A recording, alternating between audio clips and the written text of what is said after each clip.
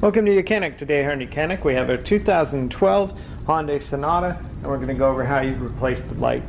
So we have the whole light assembly has been removed for ease of showing how you replace them.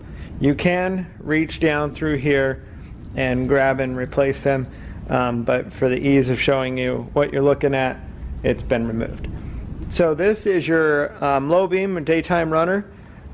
So we're going to go over how you'd replace that.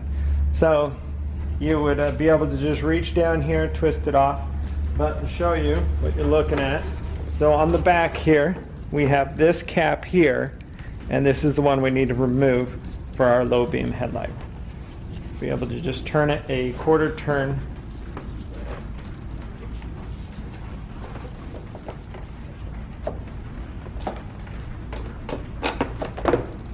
To the right, and we'll be a quarter turn to the left, counterclockwise, to take it off.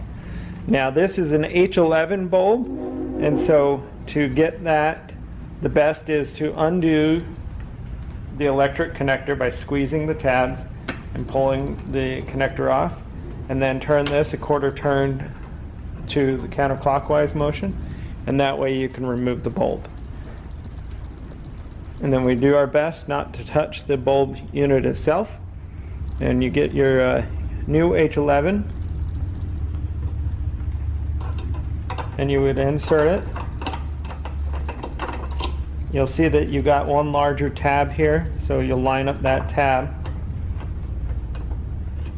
and then turn it down, quarter turn, hook the electric connector back up and snap it into place. And then you put this cover back on, line up the tabs,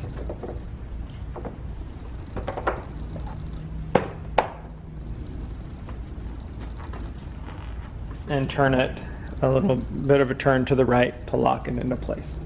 And so that's how you replace your low beam headlight on your 2012 Hyundai Sonata. Thanks for watching YOUCANIC, where you can be the mechanic.